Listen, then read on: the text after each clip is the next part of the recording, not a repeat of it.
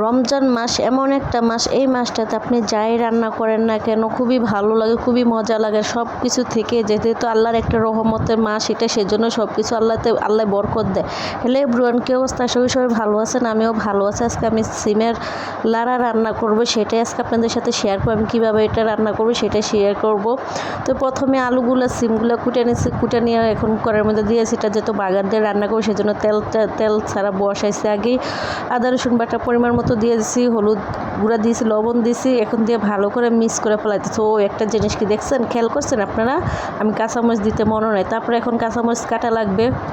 আর যাই বলতেছিলাম, এটা একটা রহমতের মাস, আর এই রহমতের মাসে আমরা যেটাই করি না কেন, যাই খাই না কেন, আল্লাহ একদিক দিয়ে বরকত দিয়ে দেয়। যেখানে আমরা সব সময় গল্প করি যে এটা রান্না করি এটা শেষ হয় না, ওটা রান্না করি ওটা শেষ হয় না, কিন্তু ভাই এটা যে রহমতের মাস এটা আমাদের মাথাতে রাখতে হবে, তাই না?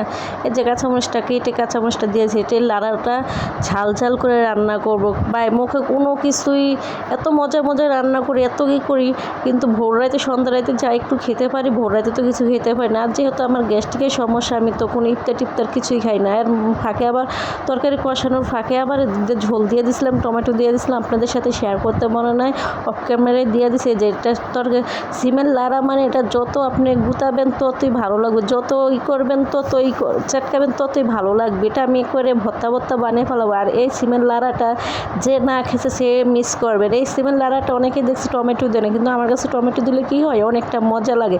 আর এই সিমের লাড়াটা যত বাগার দিবেন ততই ভালো লাগবে। বাগার না হলে আপনি তেল দিয়ে বসালে ভালো লাগবে না, সেজন্য এটা আমি বাগার দিয়ে রান্না করবো। আর সিমের লাড়াটা যতই আপনি গুতাবেন ততই ভালো লাগবে, মজা।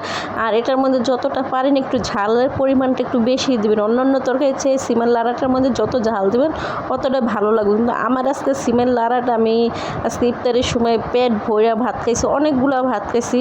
আর আমি এমনিও তো যেহেতু আমি ইফতারি খাই না, কোনো করি না, আমার গ্যাস্ট্রিকের সমস্যা, আমি একটা মানুষ, ভাই আমার এগুলো করতেও মন চায় না, এগুলো মানে ভিতরে ঢুকবো না। আমি এগুলা মনে পড়লে আমার কাছের মানুষটার কথা মনে পড়ে যায়। যে দেখেন পেঁয়াজটা ব্রাউন কালার করে ভেজে নিয়ে এখন সিমের লাড়াটা দিয়ে দিয়েছি, সেটা এখন আরও গুতে নিব যাতে আরও ভর্তা হয়ে যায়। এখন ফাইনালি ধনেপাতাটা দিয়ে দিয়েছি। যখনই নামানোর সময় হবে তখন এই সিমের লাড়াটার মধ্যে ধনেপাতাটা দিয়ে দেবেন, তাহলে একটু ধনেপাতার স্মেল আসবে। আর এখন ধনেপাতার স্মেলটা কমে গেছে, আগের মতো নাই। এই সিমের লাড়াটা আপনি যতই গুতাবেন না ততই ভালো লাগবে। একবারে ভর্তা বানিয়ে ফেলাবেন, কোনো ঝোল থাকবে না। বিশ্বাস করেন ভাই, আমি একদম চাপা মারতেছি না। যদি খেয়ে দেখেন তাহলে অবশ্যই আমার কথা মনে করবেন। আর এই রমজান মাসে এই তরকারিটা একবার হলেও ট্রাই করে দেখবেন। আমি কোনো রেসিপি শেয়ার করি না, আমি আপনাদের মুখে স্বাদ বাড়ানোর জন্য এই কথাটা বলতেছি। তো আজকে রান্নাটা কেমন হয়েছে অবশ্যই কমেন্টস করে জানাবেন। আল্লাহ হাফেজ।